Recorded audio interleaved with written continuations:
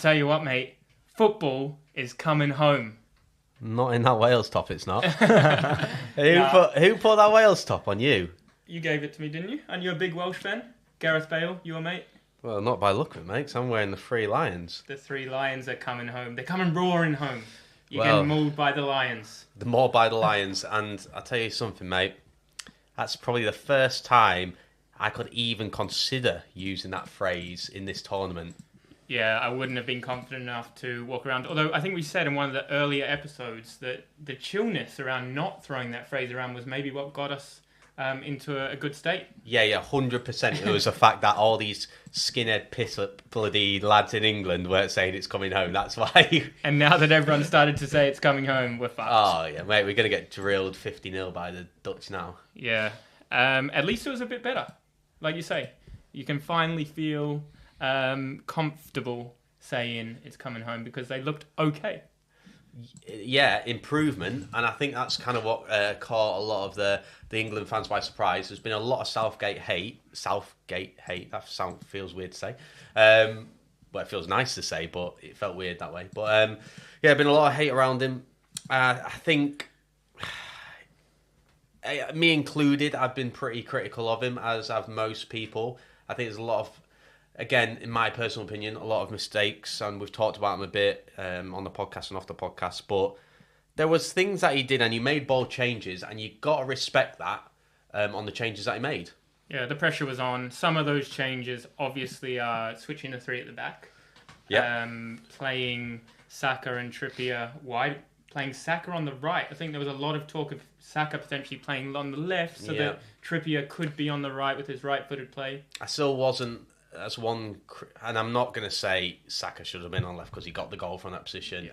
I still think in an ideal world we have a left-footed player on that left side. I think Trippier was the weak area again. And it's nothing on Trippier as a player. I think he's a great player. It's just a massive ask for someone who's so gifted and right-footed to be playing on the left. You just lose that width, really. But I mean, we've talked about that quite a bit. But yeah, Luke Shaw came on at the end. He did, but he came into the left of a back three. Yeah. Which he played he's played kind of a similar role before. Obviously, he's played centre-back for Man U as well, so he's probably pretty comfortable there. And probably a good shout from Southgate because physically it's not as demanding. Totally. And he actually got more crosses than Trippier did in the time that he played. Really? Yeah. It just shows. Once you got it on your left foot, on that side, obviously you're going to be putting them in, right? Trippier, every time he gets there, he's cutting back onto his right and playing back around, which is kind of the problem. There could be an argument there on whether... Well, again, what is Southgate going to do? You know, like, he chose a back three, and whether he did that because of pressure to change things, or whether he did that because the Swiss played a back three and it was a tactical decision to maybe match them up or whatever, you know, it's going to be interesting to see. Is he going to go back to that back four? If he does, I think that could be a big mistake. Agreed. Go lulling into that kind of bad play that we were before. But whatever happens, I think there could be an argument for Shaw to play on that left wing back or left back. Still, I know he's just come back from an injury, but he's got some minutes under his belt. He's training now. Do I think Southgate will do it? Probably not, because I think Trippier is one of those guys who has a lot of trust in. Yeah. But maybe some more minutes to be given to Shaw, at least. Yeah. He's a really good option to come on, especially if you need some attacking impetus. Yeah, I don't know if I would put him in that back three. I think that we saw a really solid performance from that back three, and I think it was Statman H who was calling out the performance of his guy, Konsa, from Aston Villa. Big up. He was killing it. I mean, the back three, one thing that definitely worked is they were getting in front of shots. Yeah. They were blocking shots, and then the flow on from that back three is you're getting players a lot higher, you're getting Saka a lot higher, it worked for the goal. But I think that also led to Foden getting a lot of space in the midfield. Well, on that, I think this was actually the thing that Southgate got the most right. Again, I'm going to give him the benefit of the doubt and said this is why he did it. Mm-hmm. But how it worked is, you know, previously we saw Kane as that lone striker, and I think no one can argue with the fact that Kane has not got the ability to be mobile. His press is pretty weak. He looks lethargic. It's not really his thing. And I think in the previous games, he looked very lonely. And, you know, we all know there was big problems with England pressing in those previous games and the lack of intensity. This game, with the front three being much narrower, with that Foden and Bellingham almost kind of like a 2-10 sitting in behind, as you would say, that really supported Kane on that press and that block to kind of help him out and be closer to him. So I think well done, Gareth, on getting that right. And that's why I'll be massively disappointed if he went back to a back four. And if he does do that, then we all know it was a fucking fluke and he has no idea what he's doing. But if he does stick with it, which I hope he does, and we can build on this performance, then we could be up for a good game. Is Harry Kane the right man for the press? No, personally, I wouldn't play Harry Kane. But the Southgate, we know Southgate is really big into personalities and people who've been around the England squad for a long time. Kane's his captain. Trippier's a big voice. Same with Kyle Walker. He hasn't been playing well, but Kyle Walker's another one of those characters. You know, Southgate prioritises that over a lot of things by the look of it. Totally. And if you're wondering why the hell we're speaking about England, it's because we spun Switzerland on the wheel last week. Well, that makes sense. Did they play each other? Yeah. And basically that was a chance for us to finally really deep dive into what England were doing. Obviously, we got some tactical bits there to analyse. What did Switzerland do well? What didn't they do so well, in your opinion, Harry?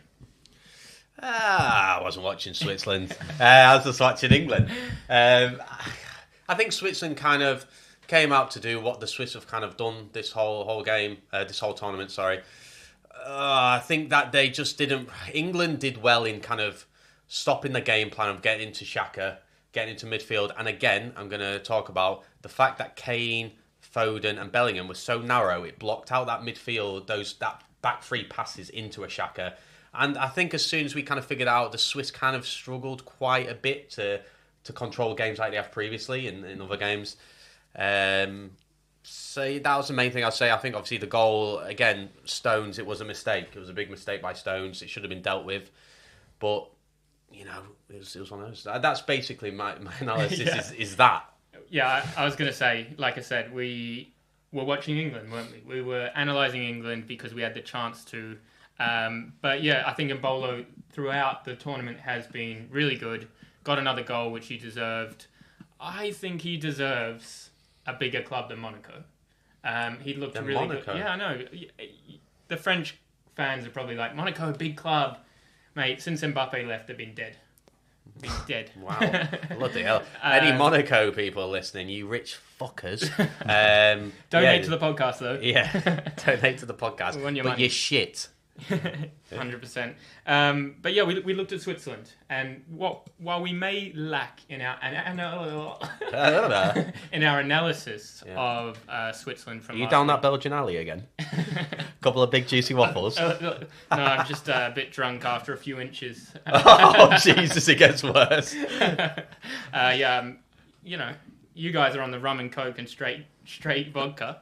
But I'm just having some inches. If you keep saying you're having inches, we're going to get banned. Yeah. You're not allowed to promote alcohol, are you? Or taking inches. Depends how many inches. Anyway, I think we were speaking about Switzerland. And, you know, what we were doing. Lack of analysis, but we actually succeeded, again, after a little bit of a failure last week with Slovenia, in getting an interview with an up-and-coming star from Switzerland. This is only the second time I've actually been successful in this kind of this little segment. And shout out to Theo, coming clutch with his contacts again. Yeah, you know, I coach all the best players in the world, obviously. So after that, this podcast makes it seem like you genuinely do. Yeah, after coaching an ex-Germany superstar in the women's game, I've now got an up-and-coming Swiss. Well, he's actually Spanish and Sierra Leonean. Yeah. But he grew up in Switzerland. So let's hear from David Momoh Dominguez, who's going to tell us about his time in Switzerland. Hey everyone at the Foodie Roulette podcast. My name is David Momoh Dominguez, and I just wanted to talk to you guys a little bit about my experience playing football in Switzerland. So I've played in two clubs called Olympique de Genève and Lancy FC. These two clubs, I've got to say, are not the biggest clubs, but do still play in quite some divisions. So you got to know that in Switzerland, there's something called Inter, which means interregional, which means inside of Switzerland, so all around Switzerland. And there's something called cantonal, which means it's just part of Geneva, so a lot smaller. My first year, when I got there, I started playing in a cantonal team, cantonal division, at around the age of 12. It was actually my first club ever.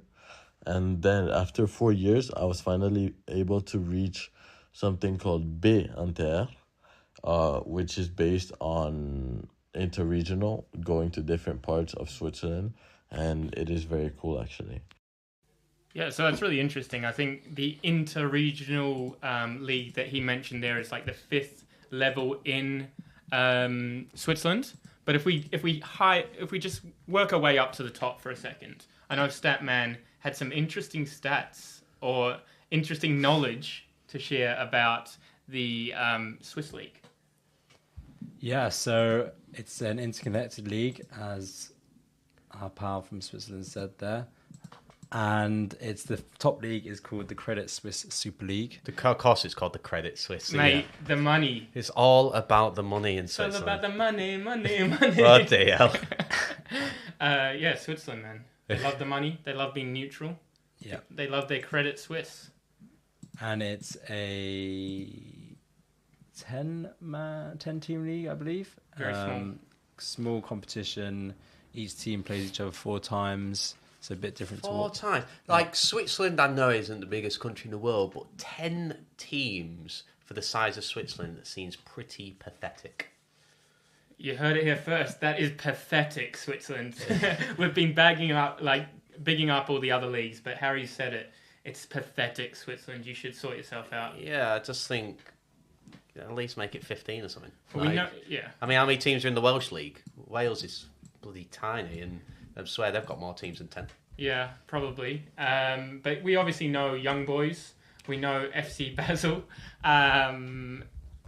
They're the only 2 teams I've really seen make it into European competition. Zurich, yeah. And that's just a city. I just You were saying something interesting beforehand, weren't you? That in the Swiss league, there's like teams from different regions or something like that, from different countries. Yeah, Liechtenstein, and then there's like regions that are broken off from like Germany and Italy, like previously in the history, are in the Swiss league. They're now in like the Swiss league, but not enough to make more than 10 teams by the seams of it. Yeah. They're stealing teams. Yeah. They're stealing teams from other countries, and they still can't make up more than 10. but I believe that's like across all of the leagues. So there's about six leagues, and then they've all broken down internally as well. So you have the Swiss Super League at 1, Swiss Challenge League at 2, Promotion League at 3, and then there's the 4th, 5th, and 6th, which are all broken down internally into separate groups. Interesting. Well, while we're on that weird Swissness, did you know 25% of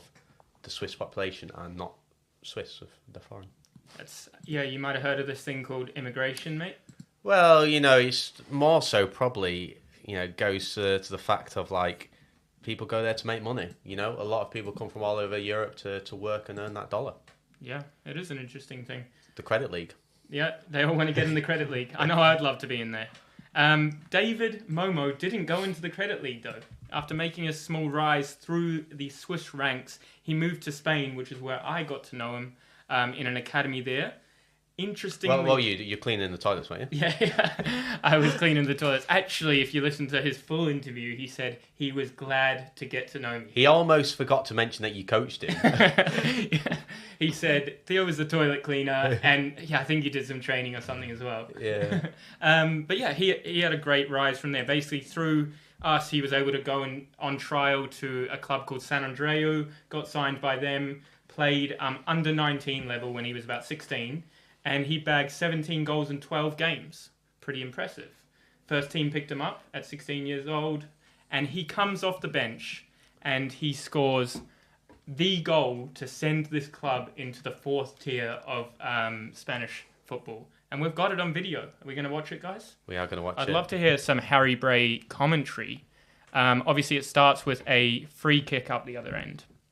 And we'll share this with you guys on the screen if it loads. Okay. Yeah. Oh, okay. So it does start with a free kick. So this team in white is Salamanca. Big crowd. Yeah, big crowd, thousands of people there. This is giving me vibes of Watford, Troy Deeney going up the other end and scoring, to be honest with you. Well, I didn't know you were such a Watford fan. Well, that was Okay, iconic. tell you what, the pitch nearly did him over How there. would you describe the pitch, guys? Fucking looks like Stockport away.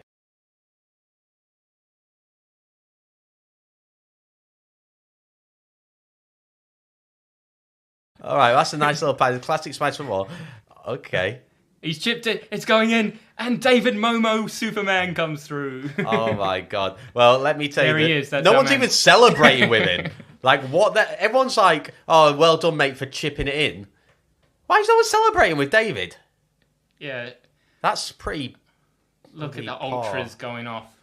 They were loving it. Those Catalan independent colours. Oh, he's buzzing him. He looks like he's done a line of Ket. Look at this pitch. It's so waterlogged. Is that a 3G pitch as well? Oh my god, how did they get this game to go ahead? This is the 5th tier, did you say, of Spanish football? This is the 5th tier. Here's the the replay. 5th tier, and they're playing with puddles. And that was definitely not getting to him. Look at this. Oh, I tell you what, Body on the though, line. that is he's an athletic boy. Did he need to do that? Yeah. it's for the Do we cameras. think it's going in if he doesn't get there? 100%. No, I reckon the guy gets off the line. And look at this, look at this. The guy that chipped it in tries to claim it. Oh, that's the most. Shout out to the Catalans. Well, that's the most Catalan thing I've ever seen. Is to try claim a goal off a young Swiss promising guy who's put his head on the line, and this Catalan's going, "Oh, no, it's mine. It's mine." Anyway, props to David. Basically earned San Andreu promotion to the, obviously a team effort, but played his role after coming off the bench. They went up to the 4th division now. They actually almost got promotion this year as well, which would have put them in the 3rd league, but they weren't able to pull it off. He's since moved on to play for Espanyol. Might know of them, big rival of Barca. Well, just promoted, weren't they? Back into Yeah, the... they were back into La Liga this year. Yeah. So it's big opportunity for him. He's playing for their under-19s. I think he had 10 goals this season and an assist. And he got his debut for the B team of Espanyol in September. So congratulations, David. We are supporting you all the way. Thank you for coming on the Footy Roulette podcast. We just wanted to know, to wrap your little segment up, though, I'm acting like I'm speaking to him. Yeah. Like this is a live interview Yeah. or something. So, we all- David, let us know, what's your favourite ice cream flavour? Also... No, it's definitely not live. David, if you can answer this question for me, though. What do you think about Switzerland's performance in the Euros? Now, when it comes to Switzerland's reflection at the Euros, I've got to say that I am extremely proud of him, just like I think most Swiss people would be, because Switzerland have done amazing these Euros, and I do think that they deserve to win the game yesterday against England, but unfortunately, that's how football goes, and yeah, some things don't come through, but I've got to say that we've been able to score some beautiful goals. Shaqiri has been able to score some beautiful goals. And yeah, the team definitely deserved to be where they are and even higher up in the Euros. Thank you, David. It was great having you on live. Yeah. Wow. But yeah, for real, I pretty much agree with a lot of things they were saying there, apart from Switzerland should have won. But yeah, I do think it was very close. I mean, Switzerland it went to penalties, right? Yeah. Of course they could have won. I think they're one of those teams that were a bit of an underdog and performed really well, punched above the weight. Switzerland have actually been eliminated in all 5 of their major tournaments, quarterfinals. Well, And didn't they get... They haven't actually... What was it? What is it? Conceded a goal, something like in this? 2006, they got eliminated without conceding a goal. Or was that Of 2006? the World Cup, the 2006 World Cup. Okay. So yeah, Well, all that the- wouldn't make sense because we actually scored against. So, Yeah, so they didn't make it to the quarterfinals that year. But Fair enough. But since then, they've every time they've got to the quarterfinal, the 5 times they've done it in a major tournament, they've been knocked out. That is interesting. There would have been good money in that. And that was in 1934, 1938, and 1954 World Cup, and then the 2020 and 2024 Euros. That's some great statage, and I just want to take a moment for anyone that ever dares to question the stat man like we had today on the Instagram. can we give a shout out? What was his name? It's not even worth remembering. Yanan, shots Wow. fired from the stat man. Wow. Yanan 1, I think it was. We'll correct ourselves if we're wrong. Came in saying, "What game were you watching? You don't know what you're talking about." But Statman had the stats to back it up. There were a lot of crosses put in when Portugal played Slovenia. We don't just say stuff on this for no reason. Statman literally sat there with a computer giving the hard facts. You know, what we say in this podcast is the truth and the one and only truth. The fact that Theo goes down a Belgian alley and likes big juicy waffles, it's fact. The fact that Portugal put in 36 crosses. They attempted 36 crosses against Slovenia. It's just facts, guys. You know, that's why we've got the big man off camera backing up what we're saying. Yeah, we prefer to keep him protected off camera so that, you know... There's not a hate crime. People don't chase him down. If people saw him on the street, there would be bloody chase, especially your man from this. Guys, give us some. Get stuck into the comments. We're only joking. Get stuck into the comments if you're there, and see if you can take us on. Because the reality is, you're gonna lose. You might get a shout out on the next episode. Yeah. If you're successful, we'll give you a shout out. Yeah. Take us on. But yeah, we digress. That was just a little rant about what happened on the Instagram. Fun little game. Is it game time? It could be game time. Oh, actually, before we jump into game time, I would like to know, just in a summary, your standout Swiss player and standout English player from that game. Let's start with you, Theo. I would say my standout Swiss player was Mbolo. Okay. But I think that's more of a tournament thing. I think he's been good. And standout English player, Konza, for me. Okay. For me, Switzerland, I say Kanji. Even though he missed a pen. Are you just... Because he missed the pen. Yeah, fair play. That's a fair But no, point. to be fair, in the game, he was very strong. Yeah, right? I mean, even though England changed formation, we looked like a better team. Overall, our actual goal and shot performance, expected goals, was as the same as being all competition, which has been really low. So realistically, whilst it looked like there was a good appearance, but the stats show there wasn't that much of an improvement. Statman knows. And That's a good point. I think Akanji was a part of that. And to be fair, the Switzerland defence as a whole are pretty good. Just can't name another one. Rodriguez, Shaw. Shaw's got the most yellow cards ever in competitions or something like that. Oh, that's it. Nice. Yeah. I'm sorry for trying to take you on there, Stan. That's what you get. Just a little taste, yeah. Yeah. And then for England, probably Pickford Yeah, he's gone. He's for the save. Yeah. Did you know he's got, I don't know what the actual stats, but he's got an incredible record in tournaments and penalties. Yeah. I think everyone's bigging him up about this whole water bottle thing, though. We see it all the time, and it gets blown out of proportion. He took some notes and did some stat research. He didn't even do it.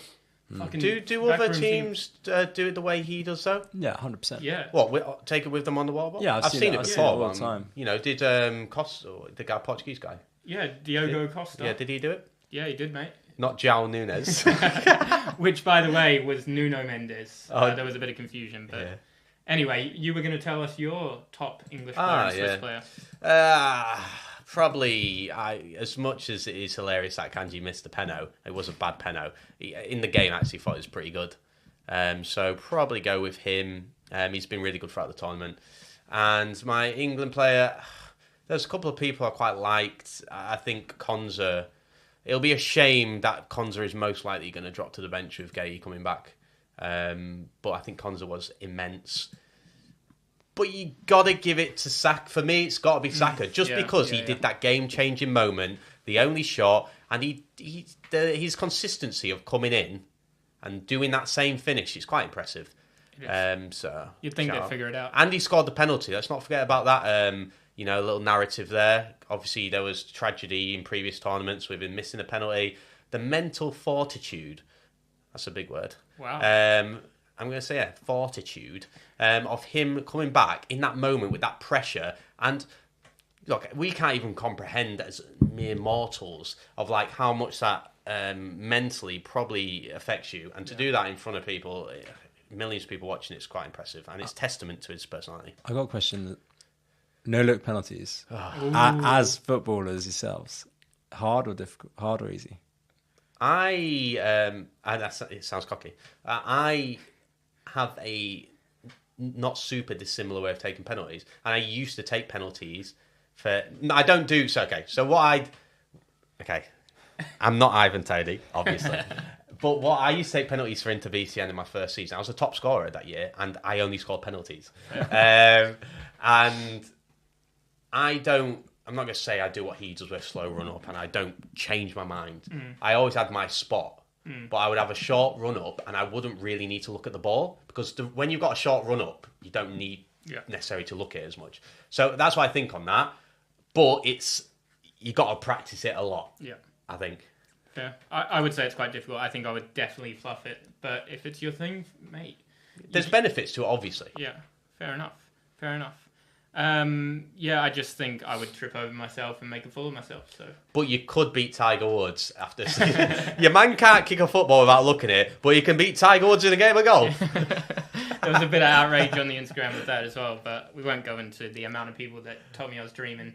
Yeah. Take me on, I dare you.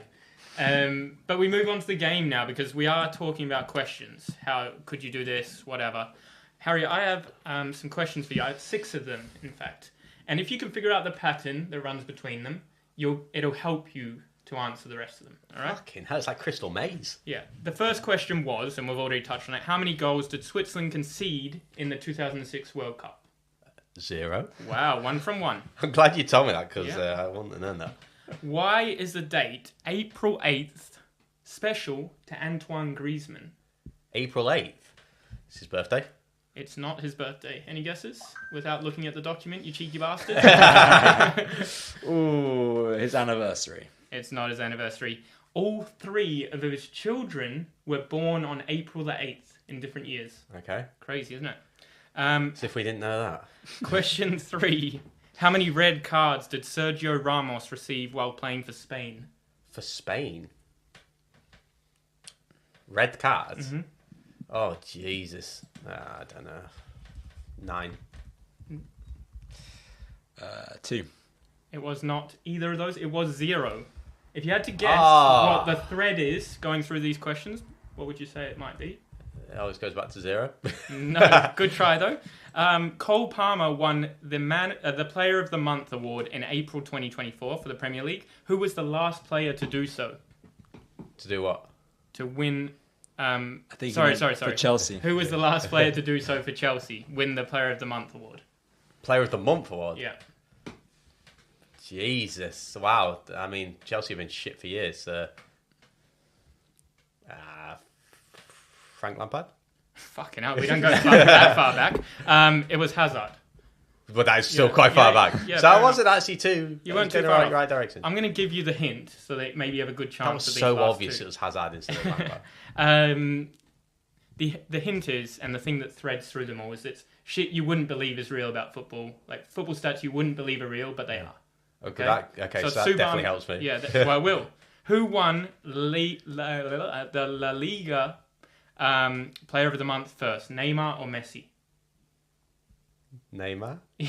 Because you have the hint, right? Yeah. Correct. Neymar won it first. But you did give me 2 options. Okay, and out of his 7 nominations, how many times has Messi won the Puskas award? How many times did he won the Puskas? Yeah. Ha! Well, he's never won the Puskas, obviously. Nice. And that's our game. Bring it to a wrap. And where is Puskas from? What country? Yugoslavia? No. Poland. No. You two aren't even football fans. These are things you should know. You going to tell us? No. He's Hungarian. Yeah. Of course. That neck of the woods. I knew it. That neck of the woods. Yeah. You been to Hungary, Harry? I have been to Hungary. Actually really, really like Budapest, and I wanted to actually move there for a while and live there. This guy wants to move everywhere. So well, there's Belgium. He fucking loves Belgium. I think there's a recurring theme of my love for kind of like ex-communisty, cheap Slavic countries. That's my shtick. Fair enough. That's my niche. It really gets you going. You could say. That's my my fetish. Nice. Should we say? That is very cool. Cheap beer and good food. That's nice. Speaking of other... That's nice. Shut up. Speaking of other countries that you might want to move to, Spain, France, England, where we live, and the Netherlands are the 4 teams in the last 4 teams, otherwise known as the semi-finals. Right, you football fans out there, it's called the semis. I'm not the kind of semi Theo has right now, thinking about the Puskas Awards. And they're mistaking Pushkas for pussy. Just like, beep. Cut. Yeah. But yeah, Spain versus France tonight. We're actually about to watch it. We're recording. It's 20 minutes to kick off. What are our predictions? I think Spain. I think we all agree. We all agreed Spain's going to win it. Yeah, Spain. France haven't even scored a goal in open play, have they? No. And I fucking hate the French. In a competitive, friendly way, obviously. Yes. Love baguettes, love croissants, so good on you for those things. But your football team, I'm not a fan of. So yeah, big time Spain guys. We've got a bit of history with Spain. Me and you, Theo. So, I used to clean toilets there. Yeah, in for Spain, the national team. Yeah, I agree. Spain's going to win it, but 1-0, I reckon. I think it's going to be 3-1. 2-1, they'll be up. France will be pushing for that goal, and Spain on the counter get the third. You heard it here first. He says it every episode. Not once happened. Yeah. Well, I haven't been winning much for the group pot. You've been taking that home. Yeah. England, Netherlands. England to win in normal time. You heard it here first. Yeah, I'm not against that. It's either. Don't know. Could just be Penos again. My sensible side says Penos. My outrageously ambitious it's coming home side says 1-0 to England. I think 2-1 for England. I think it's going to be just like the Slovakia game. Really? But you reckon it's going to go to extra time then? Yeah. You think Bellingham's going to score another bicycle kick in the 95th minute? Maybe. Just like the Just Slovakia like, game. literally exactly the same.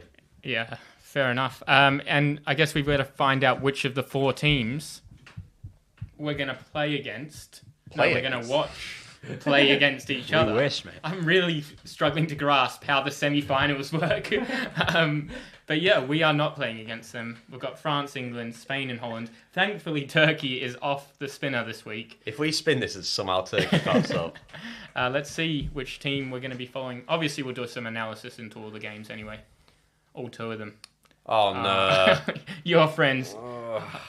We're going to watch the France. Well, this is good because now I can really lay into them. We'll do some analysis of the French team. It starts in half an hour. We're looking forward to it. I did just make a reference to the fact that you've been winning all our money. Statman, trying to give the fans a positive update, it is, on how we're doing with the group betting pot. Group betting pot. So we put 39 bets on. I've heard that we've cashed out on the Mbappe golden boot. Harry, Statman, I just have a question here. Bit of a personal one. Are we gambling addicts? You guys might be, because I haven't got a fucking clue. But Statistically, I think if you put 39 bets on and win... £72. Oh. I mean, you can be a gambling addict and win money, can't We you? won 12 of our bets. 12 of our... What's the percentage on that? Someone do a math, someone. Almost 25%. Really? Wow. Yeah. That's... It's higher than I thought. Yeah, that's kind of making me want to gamble a bit more. Well, what have we got on tonight, guys? Oh, Jesus, what haven't we got on? A lot of it rolls around Spain winning. Spain winning the tie and England winning penalties with a little doubler. Yamal to get 1 shot on target and Spain to win to no goals as well. And also Spain to win with both teams to score at a wild shout as well. Yeah.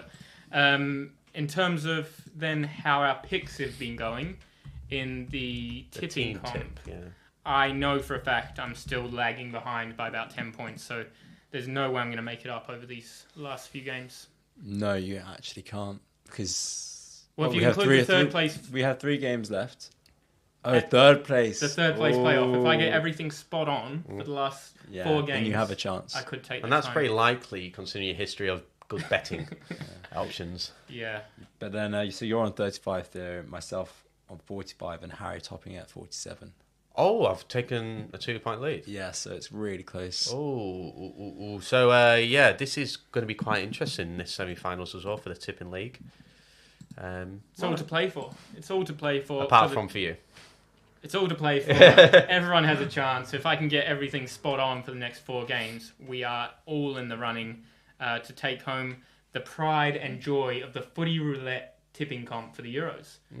But on that note, I think it's time to wrap up and go and watch the game France against Spain. Yeah. Allez les bleus. And that's French for I hope you lose, you French frogs. Allez les bleus, allez les bleus.